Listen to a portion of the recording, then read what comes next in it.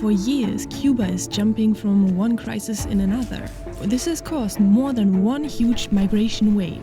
People are desperately looking for a better future. Some are willing to risk their lives in the attempt. We've talked about life in Cuba in 2026 already. I've talked about the Cuban Revolution and about the US embargo. From everything I have seen so far in Cuba, I definitely understand why so many Cubans are leaving their country, or at least desire to leave their country. Unfortunately, Cuba is in a huge crisis, and leaving the country is the only hope for many people to seek a better future. But the exodus of Cuban people is nothing new. Actually, it started shortly after the Cuban Revolution. A lot of people left and tried to enter Miami especially, because we aren't far away from Florida. Actually, Florida is behind the castle, about 90 miles away from here. So it's really not far. However, the waters here are dangerous. A lot of people already died in the attempt of crossing these waters because a lot of people are so desperate they choose any vessel they can get, from fragile vessels, small boats, or handmade rafts even. So the question is, why do so many Cubans really want to leave their countries, and where are they heading to? To answer that question, let's try to talk to some Cubans. Dijiste que están aquí todos los días pescando. Sí, casi todos los días. Depende si no tengo mensajería y eso, y a la escuela también. ¿Y tú no vas a la escuela? Ya terminé ya. Ah, ¿ya terminaste? Sí, ya terminé. ¿Cuántos años tienes? 18. Ah, ¿en serio? Sí. Yo pensé más joven. Bueno, entonces 18 años. ¿Qué quieres hacer? ¿A qué quieres dedicarte? Si puedes elegir cualquier cosa. Yo estudié refrigeración. Porque me gusta, mi abuelo también es mecánico también, mi hermano. Por eso me gusta la mecánica. Pero también yo cojo la pesca como un hobby. Mismo como un hobby para la pesca. ¿Cómo ves el futuro de Cuba ahora? Verdaderamente no le veo futuro. ¿No ves futuro? Está ¿Por muy qué? malo. Todas las cosas están malas. Ahora mismo todos esos pescados de esa cubeta ahí, hay más de 2.000 pesos ahí. Porque las cosas suben, están carísimas. No hay comida. No hay comida, no hay nada. ¿Han pensado alguna vez en salir del país? Sí, ¿Sí? también. Pero todavía no se nos ha dado. Si salieron de aquí, ¿a dónde te gustaría ir? Me gustaría ir para Italia. ¿Italia? Sí, mi papá está allá. ¿Qué piensas que tiene que cambiar en Cuba para mejorar? Muchas cosas. Muchas cosas. Sí. Bueno. Porque mejoría puede mejorar un poquito, depende. Pero no sé. I had the feeling that he had much more to say, but also didn't want to push any further. Cubans have been migrating for years. Those who already left can state their opinions more easily publicly. While the first migration wave already started just shortly after the Cuban Revolution, the second one started in 1965. During that time, the Cuban government allowed people to leave the country. There were many Cubans that had family that was already in the United States, and these family members came over in private boats into a port here in Cuba to pick up their family members that were left here in Cuba. And then there was another famous wave of immigration, which was the Mariel boatlift. During that time, there were more than 125,000 Cubans who left the country within only a few months.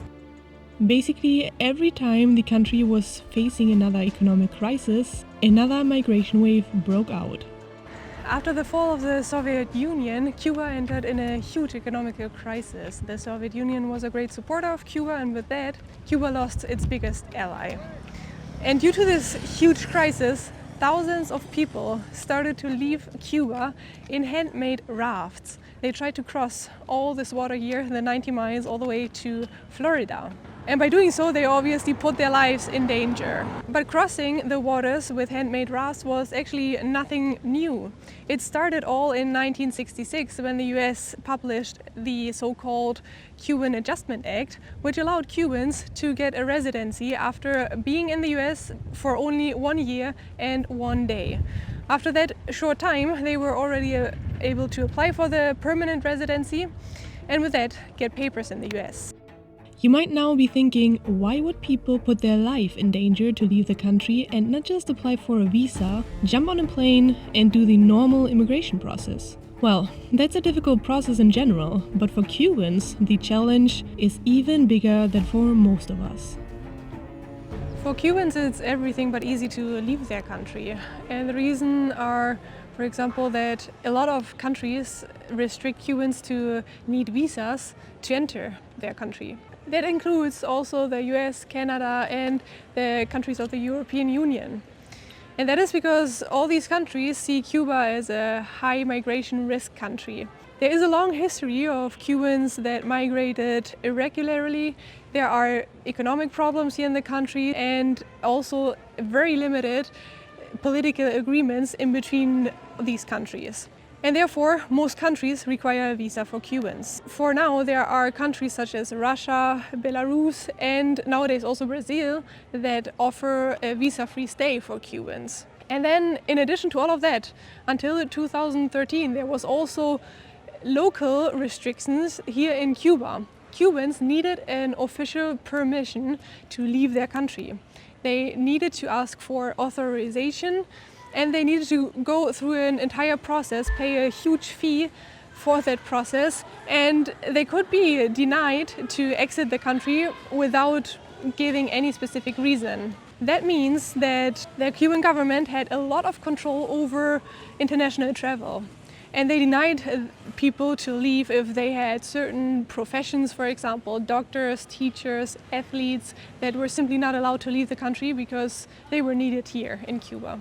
Luckily, this law doesn't exist anymore since 2013, but it is still hard for Cubans to leave the country because of their economic situation and because of the very strict visa requirements. It would be wrong to now assume that all Cubans want to leave their country.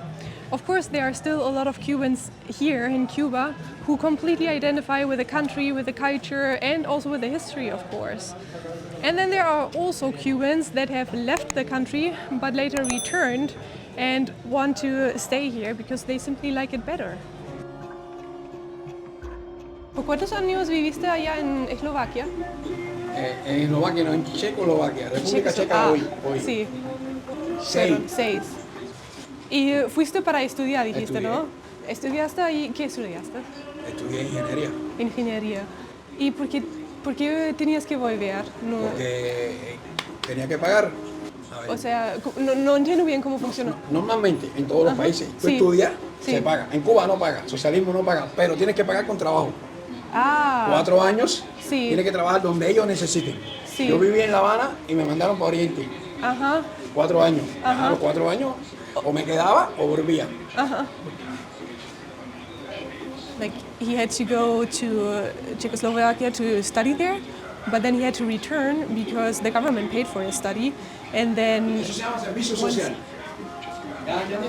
social service. So once he was finished with his studies, he had to return to pay the government back, basically. And he studied something that was needed here in Cuba. Fue una condecoración que me dieron. Qué bonito. Una condecoración. El certificado de allá. This was actually a very common system during Soviet-era times. Cubans were sent to other communist countries who were allies of the Soviet Union to study there. They got paid for it, but the government also determined where they would go and what they would have to study. In the end, people had to study something that was of use for the government. Later, once educated, they had to return to Cuba to work in their profession. Y entonces volviste aquí para trabajar como ingeniero. Ajá. Ajá, Trabajé en ingeniero, 14 años. ajá. Ya después no quise vivir más en Oriente y vine a vivir por mi casa, acá para La Habana. ¿Te gusta más aquí en Cuba que en Checoslovaquia? No, mi país. Tu Los país. checos tienen un viejo proverbio que dice, donde quiera muy bien, pero en mi casa mejor. Chu de dobre, ale doma y limpio. O sea, entonces seguramente también es la mentalidad de la gente que es muy diferente, ¿no? No, ale, Cuba, para los cubanos es lo más grande que hay. Ajá, Los problemas se echan en la espalda, se llevan. ajá. ¿Qué piensas tú? ¿Cuál es la diferencia más grande entre Cuba y Checoslovaquia?